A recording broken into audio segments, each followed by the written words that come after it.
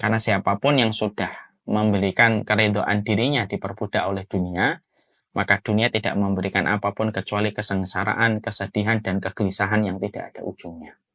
Tapi siapapun yang imannya lebih tinggi daripada rupiah, imannya lebih tinggi daripada dolar, imannya lebih tinggi daripada dunia, maka sesungguhnya dia akan mulia. Dan dunia itu akan mengikuti kebaikan-kebaikan orang yang lebih tinggi keimanan daripada kualitas, daripada kuantitas dunia yang ada di kakinya.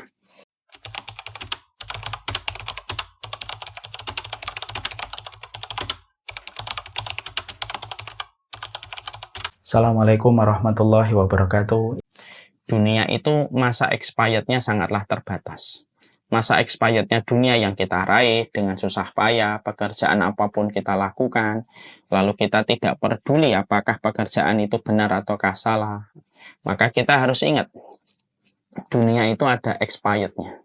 Expirednya dunia itu dua. Satu, ketika kita sakit. Kalau kita sudah jatuh sakit, maka nilai dunia itu menyusut dari 100% menjadi tinggal 50%. Orang kalau sudah sakit tidak peduli rumahnya sebagus apapun. Kalau orang sudah sakit tidak peduli bagaimana kondisi mobilnya ketika dia membelinya dengan harga yang mahal. Karena apa? Expirednya dunia itu sangat berkurang, menyusut nilainya ketika seseorang sudah sakit. Dan akan hilang ketika seseorang itu sudah dalam kondisi sakaratul maut. Kalau sudah dalam sakaratul maut, maka hilang itu nilai dunia, tidak ada lagi apa-apanya. Makanya itulah bagaimana dunia itu. Yang mana dunia itu adalah menjadi salah satu perkara yang menjadikan orang itu betul-betul dunia itu memperdaya setiap manusia. Makanya ada sebuah kisah di dalam salah satu riwayat tentang Nabi Isa, bagaimana Nabi Isa melewati sebuah pelajaran besar tentang arti dunia. Nabi Isa pernah jalan bersama dengan seseorang. Lalu beliau memiliki roti dan membagi roti menjadi 3. Satu roti buat Nabi Isa alaihi salam, satu roti buat temannya di dalam perjalanan itu, dan disisakan satu roti. Ternyata Masya Allah, ketika disisakan satu roti itu, ternyata teman seperjalanan Nabi Isa itu mengambil roti itu. Nabi Isa kemudian bertanya, siapa yang ngambil roti sisanya satu? Temannya mengatakan, saya tidak tahu. Lalu kemudian Nabi Isa berjalan, Allah kemudian memberikan mukjizat Nabi Isa yang dilihat oleh temannya. Bagaimana dia berjalan di atas sungai, sebagaimana berjalan biasa. Walaupun teman seperjalanannya yang sudah melihat betapa mukjizat yang dimiliki Nabi Isa berjalan di atas air sebagaimana jalan di atas tanah, maka Nabi Isa bertanya, siapa yang tadi makan? Siapa yang tadi makan roti sisa satu? Temannya pun masih bohong. Saya tidak tahu siapa yang makan. Sampai akhirnya Nabi Isa mendapatkan batu lalu dirubah menjadi emas. Lalu Nabi Isa berkata kepada temannya dan menyampaikan, siapa yang bisa memberitahukan kepada diriku, siapa yang memakan sisa satu roti tadi, saya akan berikan emas ini. Maka temannya tadi yang berbohong langsung berkata, sayalah yang makan roti itu.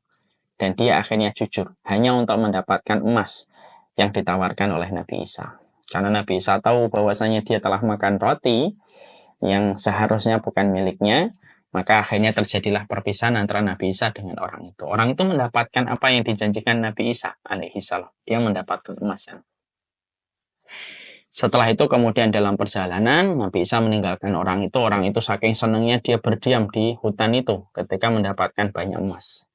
Tanpa dinyana oleh dirinya, datangi oleh 3 perampok, dan 3 perampok ini kaget mendapati seseorang di tempat yang sepi membawa emas yang banyak.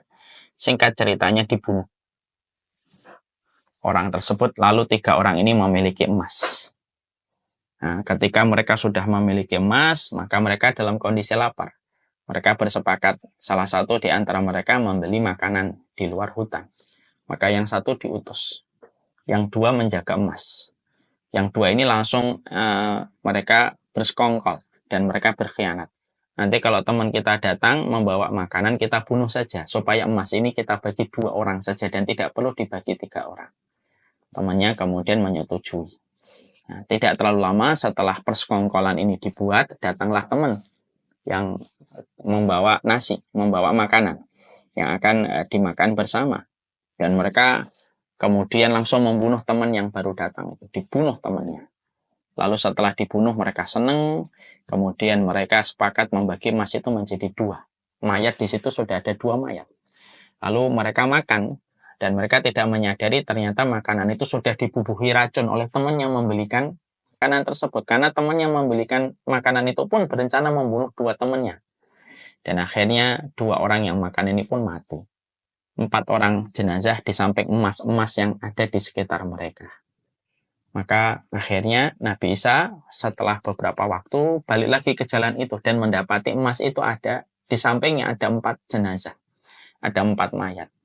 Lalu Nabi Isa berkata, hakadha taf'alud dunya bi ahliha fahdharuha.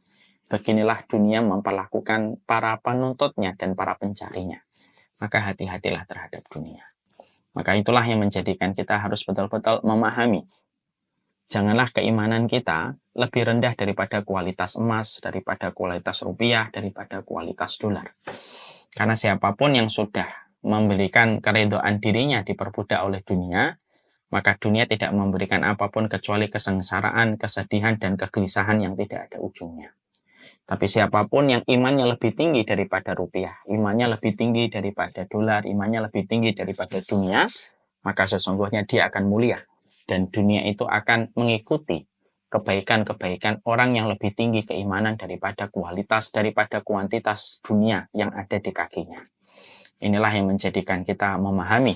Kata Rasulullah, man kanat hammuhul akhirah. Siapapun yang obsesinya itu hanyalah akhirat, dan dia betul-betul tidak diperbudak oleh dunia, maka ja'alallahu ghinahu fi qalbihi. Maka Allah akan menjadikan kecukupan pada hatinya, dan dunia akan datang kepadanya terseok-seok.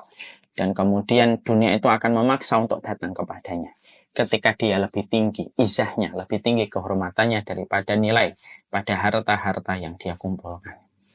Nah, inilah yang menjadikan kita ini tidak pernah bosan menasihati diri kita masing-masing. Itulah arti dunia.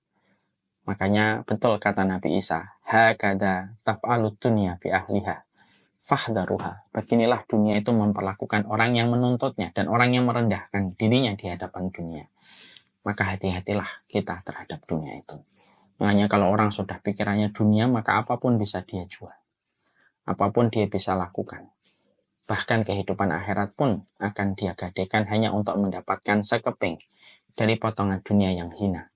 Dan akan menjadikan pencarinya menjadi terhina.